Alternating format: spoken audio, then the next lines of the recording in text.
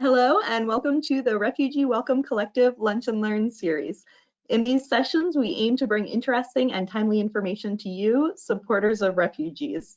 Whether you are a volunteer, community sponsor, resettlement agency staff, a local advocate, or just someone who is interested in learning more, we hope you enjoy today's session, Recruit, Retain, and Engage Landlords and Property Managers.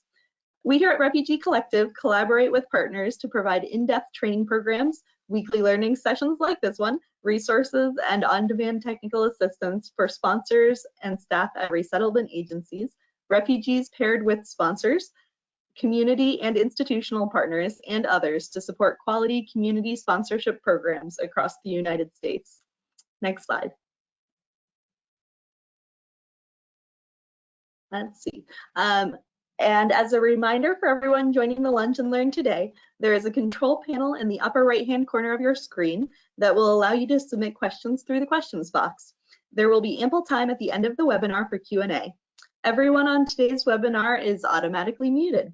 However, if you have any tech issues, please raise your hand through the control panel or submit a question in the questions box so we can assist you. Additionally, a recording will be sent to everyone of today's webinar. This brings us to our presenter for today. Our presenter is Jessie Ireland. Jessie is a housing associate at Refugee Housing Solutions. Jessie, thank you so much for joining us. Thank you for having me.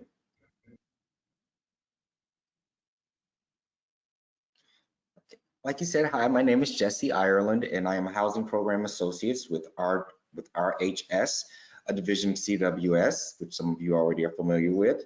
And today I just wanted to just do a brief introduction of who we are. And if you can go to the next slide, that would be, I'll just say next slide, please. Yeah. First of all, I'll just go through the agenda. We're just going to introduce a little bit about Refugee Housing Solutions, and some of the topics will include benefits for landlords engaging with refugees in the rental process, as well get a couple testimonials from people that have rented to refugees in the past. And also, we're going to explore finding and retaining landlords, property managers to rent to refugees, and also discuss some of the opportunities when building ongoing relationships with landlords and property managers. And then we'll have some closing details and question and answer session. Who we are. At RHS, our objective is to increase access to safe, sanitary, and affordable housing for refugee families and newcomers in the United States.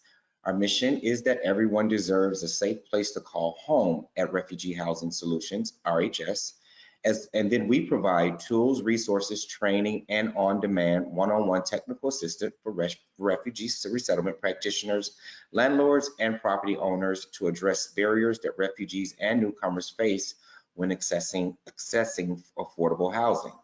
We also coordinate a national housing working group monthly, including key stakeholders at the federal, state, and local levels to collectively address housing availability and affordability, and to identify temporary housing options for newcomers. Our goals, first, is to develop a relationship with landlords interested in renting to refugees, which we know that that's most essential. You know, if we don't have the landlords that are open to rent, then it will be kind of difficult to build a relationship. And next, to provide technical assistance on housing solutions. And then thereafter, collaboratively create innovative housing solutions and therefore increase the capacity for landlords to rent to refugees. How landlords and property managers benefit when renting to refugees. Okay, some of the highlights about the benefits and landlords for PMs renting to refugees is refugees, of course, are some of the most vetted people in the United States. And two, refugees receive, in most cases, Social Security cards and photo identification of government U.S. Customs and Borders protection. Three, newcomers receive case management, employment, and financial assistance through the local resettlement offices. And newcomers are typically seeking stability and often long-term tenants, and that's usually a benefit and a drawing card for landlords. The extended benefits of renting to refugees. I'll start here and say refugees really are a hardworking community members who are eager to build their lives for their families and contribute to society. And also they can provide evidence of legal status, reliable income if employed, and agency support to help resolve any tenant-landlord issues that might arise. And we often know that those issues do arise even if you're not a refugee, that sometimes we are faced with some, tenant-landlord issues, but we can easily have some support for you through the local resettlement staff that walk families through the rental processes. Lease overview, housing setup and orientation are some of the things that they do, and also provide interpretation and act as a support to landlords and their new tenants. So with that being said, sometimes there can be some, there maybe be some discrepancies, maybe even a language barrier or cultural barrier, and that you can get this local support resettlement staff to help you with some of the landlord or tenant conflict. And the win-win situation for landlords and refugees is that landlords benefit from lower vacancies and shorter vacancy periods, and the opportunities to make a difference in refugee lives. Also, refugees can start building a rental history, establish themselves in the U.S., and have a place to call home. Everyone deserves and needs a place to call home, and especially our refugees and newcomers. Yeah, I like this slide and the one before, and I can hear, like staff or, like volunteers or anyone kind of like grabbing some of the key phrases, that you just shared, Jesse. And I also just wanted to mention, I think we do have a lot of resettlement staff on online, but we also want to mention to any volunteers or sponsors that before you start using those key phrases, before you start going out and networking with landlords in your community, you would want to check with your local resettlement agency if you're working with them, and just make sure that that's part of your responsibilities. Some resettlement agencies might already have housing identified, but I think these are some great key phrases, whether you're a staff or a volunteer or a sponsor, to bring with you when you start networking. Yes, you're absolutely correct, Brianne. And again, there might be certain access to other places that we might not know about that the resettlement agency already has in line. And so, like you said, we just don't want to step over the toes and kind of, jump ahead of ourselves when there actually might be some property available for the particular refugees that are landing with in a particular resettlement agency. That is correct. Or they might say, yes, please, great. Yes. Use those phrases that Jesse mentioned. Absolutely, yeah. Absolutely. So which brings me to our next slide, which kind of highlights the benefits of working with refugees. And here, testimonial from Scott Kelly. He's the Chief Operating Officer for Comrex Property Management. And he states, working with the Afghan refugees has gone very well. The supporting agencies provide for a smooth process that meets all our standard requirements, while the overall program protects the interests of our owners and investors. What a great testimony. And again, that we would definitely like this to be for everyone to have this experience, but in some cases we know that it is not, but our overall goal is for everyone to kind of have this, landlords and property managers, to have these types of testimonies.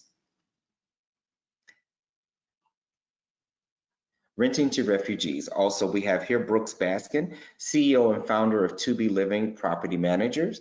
And he says here in the social media outreach, we have now rented to several Afghan refugee tenants, and without exception have had great and positive results. There is a humanitarian, altruistic side of it, which is obviously important, but in truth, it is also just good business. And that is from Brooks Baskin, another testimonial about referring to renting to refugees.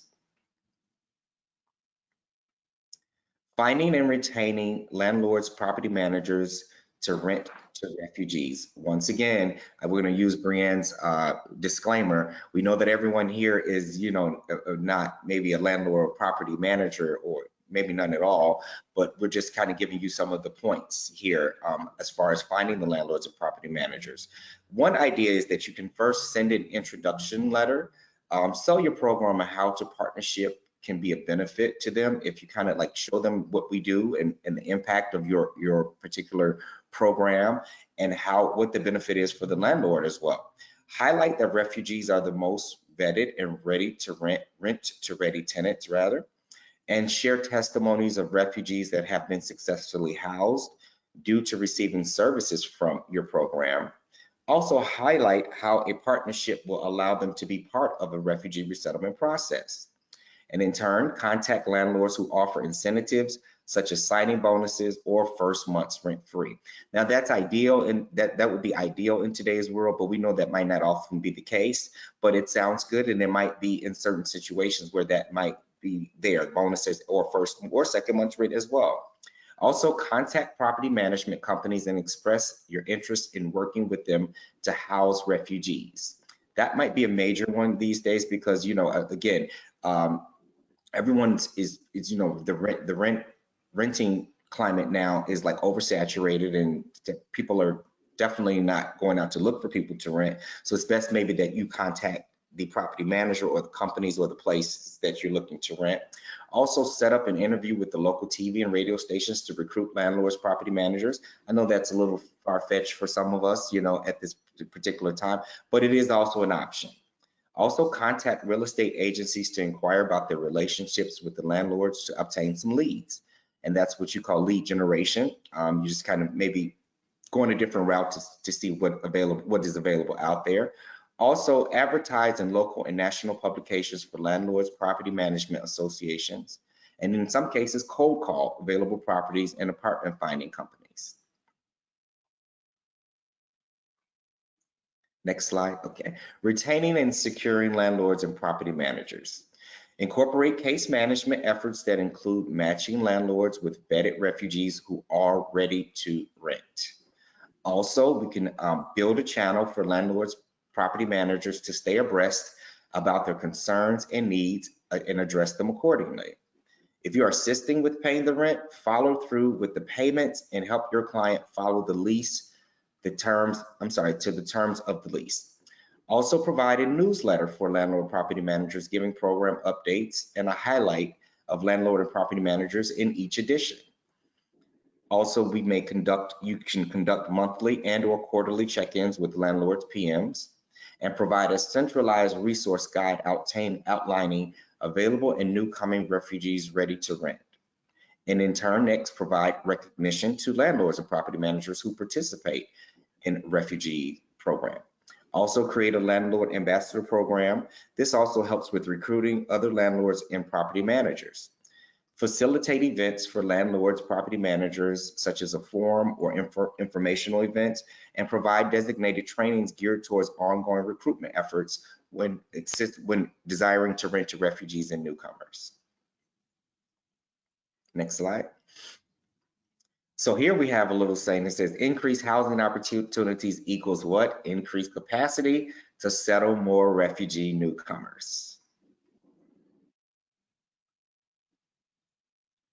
And just a little drawing card here. This is RHS. We have a newsletter that compiled by Grace, who's also here with us today.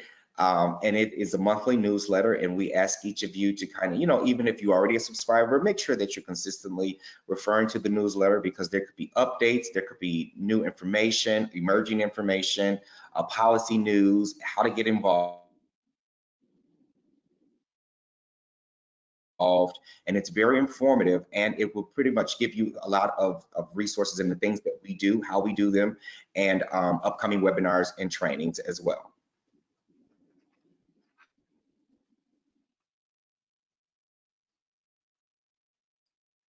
Okay, and then of course we have our references pages, which will be available if someone, I guess, requests the PowerPoint, Brianne.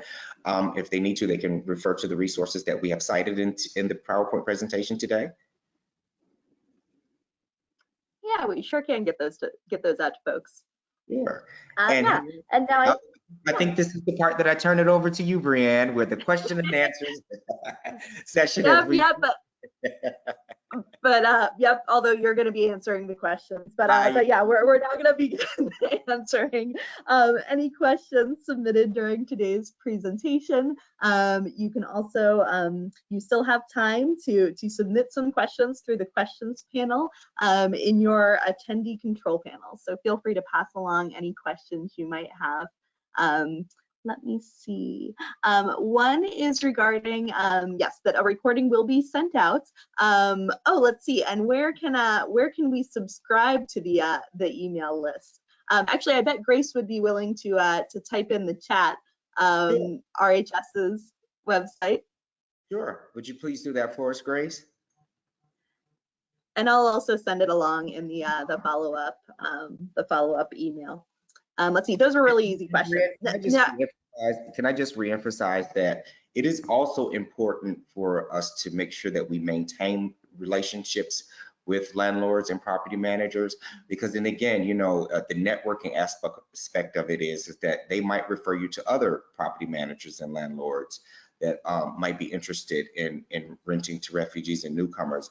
And the idea is to have ongoing relationships, ongoing vetting, ongoing, just trying to recruitment, you know, as far as it being important, because the housing market, again, is really, really delicate at this particular day. It's, you know, we're in a housing crisis, there's limited apartments.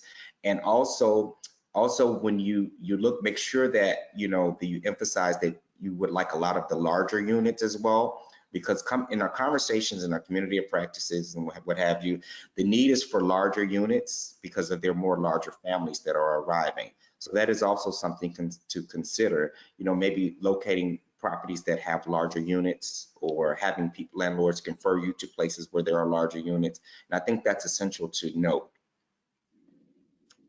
Yes, no, that is a good point. Let's see, you mentioned your newsletter. Curious if there are other resources like on your website or what have you that you would recommend people checking out. Absolutely, and it depends specifically what resource that you're looking for. That I'm sure we have a plethora of resources there, but in specific, if you can tell me which one that they're looking for, I can guide you properly into the right direction. Let's see, maybe like resources to provide to landlords, resources to provide that maybe like volunteers or staff could provide to landlords. Okay, and currently we're working on the landlord's toolkit to have it approved, and there should be a landlord and a rentals toolkit there.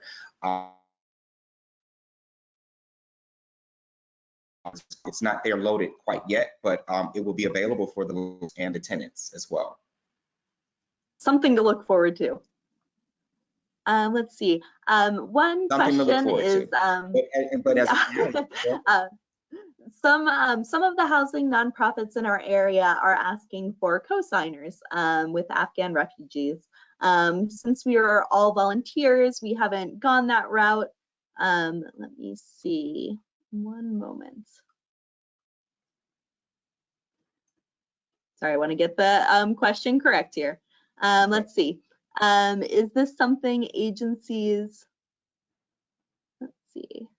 Sorry, questions are coming in. So let's see. Since we are all volunteers, we haven't gone that route. Would a local refugee resettlement agency ever co-sign a lease?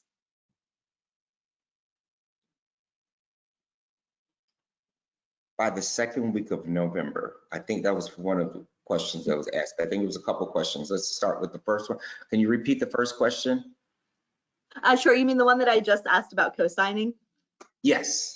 Sorry about that. Yeah, and sorry about that. I paused in the middle there. Some of the housing nonprofits in our area are asking for co-signers with Afghan refugees. Since we are all volunteers, we haven't gone that route. Would a local refugee resettlement agency ever co-sign a lease, is the question. Now, it is my belief, and then I've heard, but I definitely can get back with you and double check, but I don't believe that they co-sign leases. I don't personally, but I can get back to you to get you a solidified answer. And it says, yes, if the agency agrees to do so, that's fine. They can sign a master lease, but in most cases, I don't know that that's be prevalent, but yes, the agency if the agency agrees that it can be done. I think some organizations are able to, some are not. Let's see.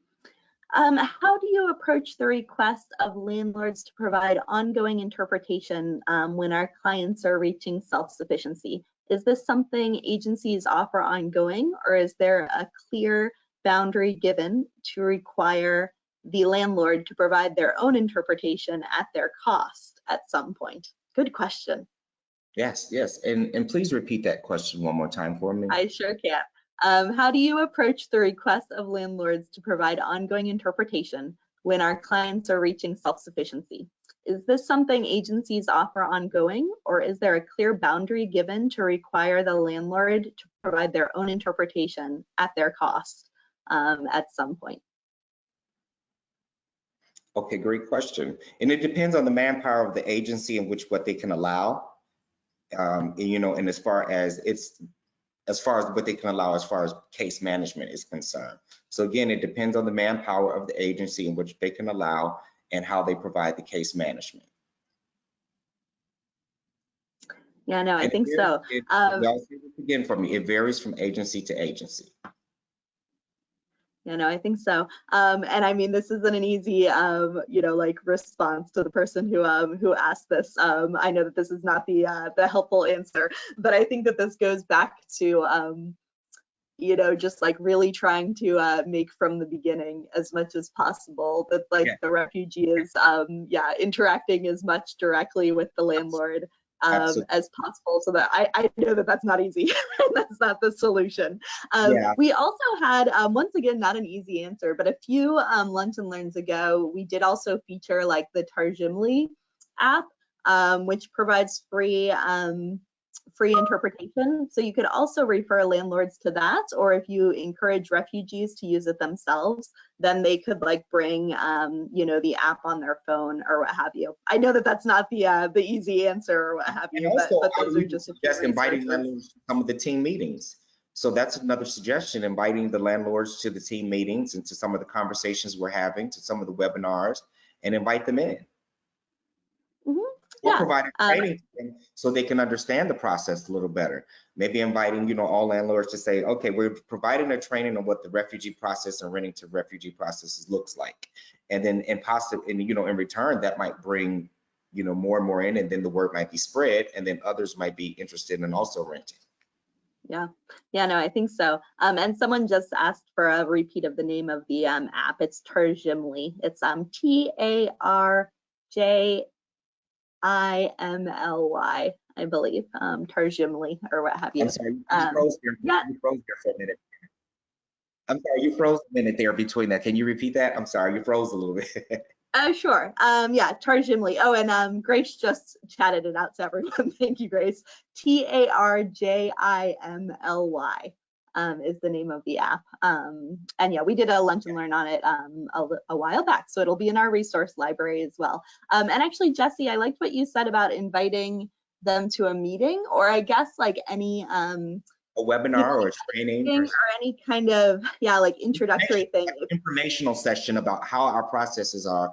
What does it take to rent to refugees and newcomers, and what the process looks like. So I think if you formulate something like that to be inviting to them, I think it would be beneficial.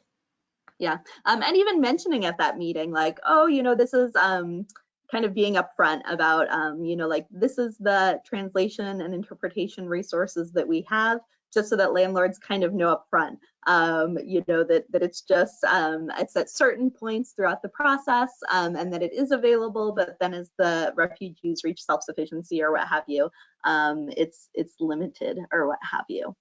Let me see. Oh, one question would be, I know that you're not a lawyer, Jesse, but one question would be, some of those testimonies that you had, on the PowerPoint, could folks use some of those testimonies for some of their promotional materials? I'm not sure about that. I would have to give permission, but as I'm getting pinged, I see here, yes, yes, yes. Yeah, so we think so. We think so. Although yes. we acknowledge that you are not a lawyer, Jesse. Of course, I say yes, but again, I never like to go over my boundaries or my, and it is public information. And it's public information, and it's on our website. So there you have it. Yeah. None of us are lawyers, although I can say usually within the refugee resettlement world, folks are pretty sharing or what have you. One of our greatest team members, Lynette, I believe I tell her she was a lawyer in another life. And you could also like, you could also like very slightly paraphrase them and then say like, like, oh, a property manager, or, something like that or what have you. But I like to leave some of the legal stuff to that question. I'd like to Lynette. Yeah, no, exactly. Let me see. Okay, great. That maybe, well, you've said so many positive things. I shouldn't end on this, but like some of the last questions. You've said a lot of positive things. Are there any things that you would suggest to sponsors or staff to not do in their in their interactions with property managers? I guess I think the best thing is I always say is to meet people where they are and, kind of fill out temperament, to see if they're in a good mood, because it could be at one point you're trying to reach out to a great landlord, a great property manager, and it might be just a bad day. And you might be geared up, ready to go for that day, have your agenda, and it might land flat. So I'd say always know the temperament of the people that you're trying to approach or build a relationship with, and also make sure that you're just as inviting as you want them to be. And make sure that you're positive and that you are absolutely have all the facts ready and present your case in a manner of that we really, really need and encourage the assistance and the relationship building, and just keep it on a positive note. And I think you'll always go correct when you go down that route. And also, like, make sure that you are honing into what is in the past that could have possibly been happening that prevent them from renting to refugees and newcomers at this particular time, and also get an account of the past experiences, and then maybe encourage them to say things are different these days. We have a lot of more resources. We have a lot of more additives in the agencies, in the resettlement agencies. Have them, but if there's more manpower, emphasize that we have more manpower now, if that's true, accurate and true. And also just make sure that you are offering them a welcoming space, and also welcoming them into what we do, the protocols, the processes, the types of refugees that we get in, the larger families, the smaller families. Just give them a range of information that might be also a drawing card to them as well. Yeah, no, I like that. Always leaving the door open or what have you.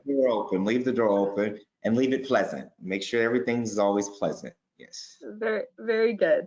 Well, thank you to our presenter today, Jesse, and thank you to everyone for attending today's Lunch and Learn. We would like to hear from you and receive any feedback on today's Lunch and Learn, and hear any suggestions you have for future Lunch and Learn topics. We ask you take a moment right now to complete a survey. You can use your phone to follow the QR code on the screen, or you can follow the link in the chat. Either way, we look forward to hearing from you. And today you will receive a follow-up email from us with a link to view a recording of today's webinar, and we'll stick the link into RHS's website as well. On behalf of Refugee Welcome Collective, thank you for joining us, and have a great rest of your day. Thanks so much, Jesse. Thank you all. I really appreciate it.